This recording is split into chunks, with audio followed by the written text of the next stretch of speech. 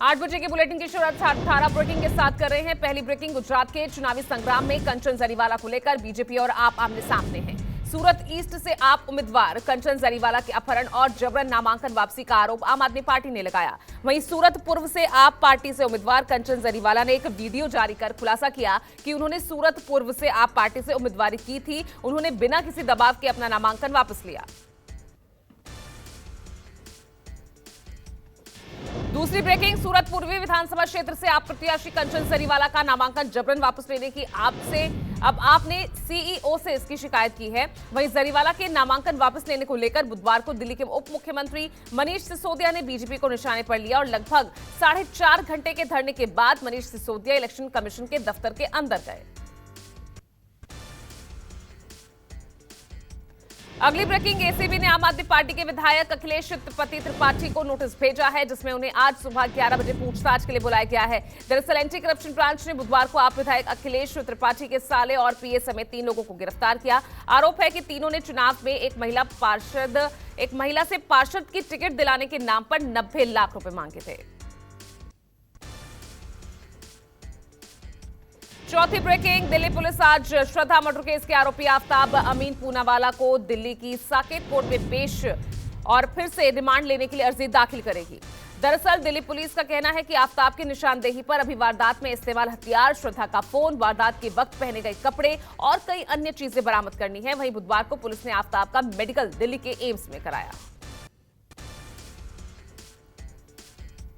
पांचवी ब्रेकिंग, श्रद्धा हत्याकांड की जांच में जुटी दिल्ली पुलिस की टीम आरोपी आफ्ताब के छतरपुर पहाड़ी स्थित आवास पर पहुंची। इससे पहले 2 दिन तक श्रद्धा वाकर की बर्बरता से हत्या करने के आरोपी आफ्ताब को लेकर पुलिस ने मेहरौली के जंगल खंगालकर श्रद्धा के शव के कई टुकड़े बरामद किए थे।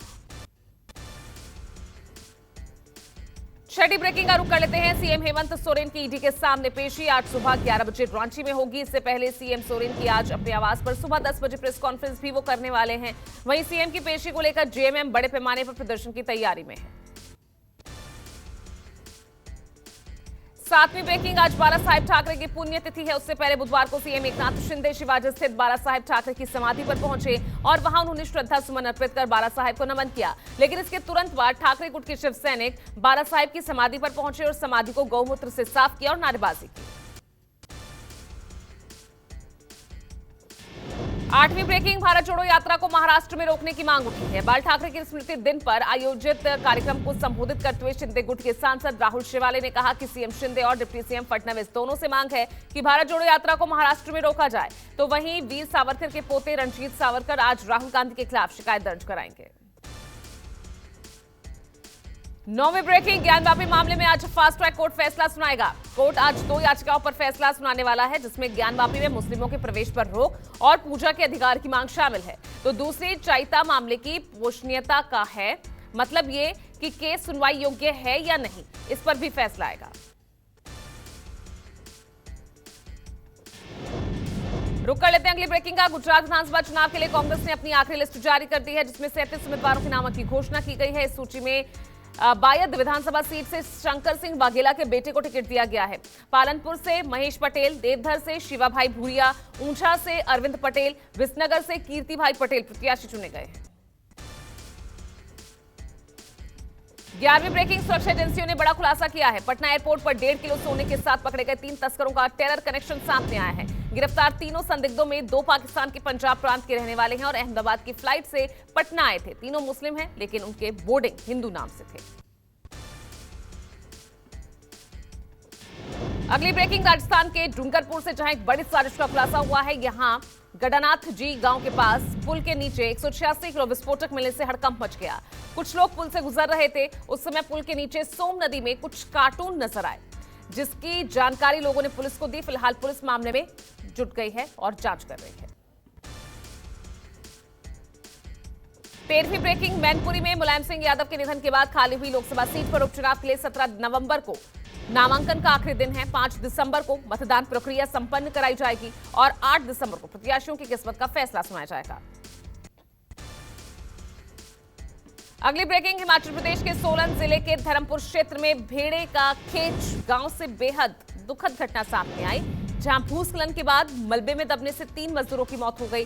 दरअसल गांव में निजी स्कूल का निर्माण कार्य चल रहा था और इसी दौरान देर शाम को पहाड़ी से बड़ी मात्रा में मलबा नीचे आ गया और 3 नेपाली मजदूर इसकी चपेट में आ गए। 15वीं ब्रेकिंग, लखनऊ के दुबग्गा इलाके में 19 साल की निधि गुप्ता की हत्या के आरोप में पुलिस ने सुफियान नाम के शख्स को गिरफ्तार किया है। मृतक के परिजनों का आरोप है कि सुफियान ने निधि को 4थी मंजिल से नीचे फेंक दिया। गंभीर रूप से घायल निधि को परिजन ट्रॉमा सेंटर लेकर पहुंचे, जहां इलाज के दौरान निधि ने दम तोड़ दिया। सुफियान उनकी बेटी का धर्म बदलना चाहता था।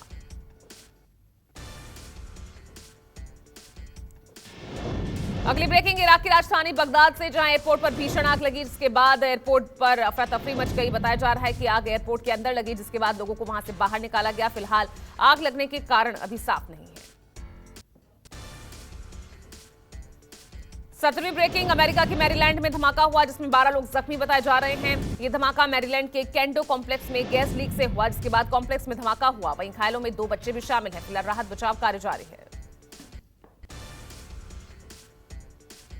और 18वीं ब्रेकिंग, इंडोनेशिया के बाली में बुधवार को खत्म हुई G20 समिट के दूसरे और आखिरी दिन एक अजीब वाकया हुआ। समिट के बाद चीन के राष्ट्रपति शी जिनपिंग और कनाडा के पीएम जस्टिन ट्रूडो के बीच मीडिया कैमरों के सामने बहस हो गई। जिनपिंग ने आपसी बातचीत के दौरान मीडिया में आने पर नाराजगी जाहिर की, तो वहीं इस पर ट्रूडो ने भी मुस्कुराते हुए जवाब दिया कि हम कुछ छिपाने में यकीन नहीं रखते और कनाडा में ऐसा ही होता है।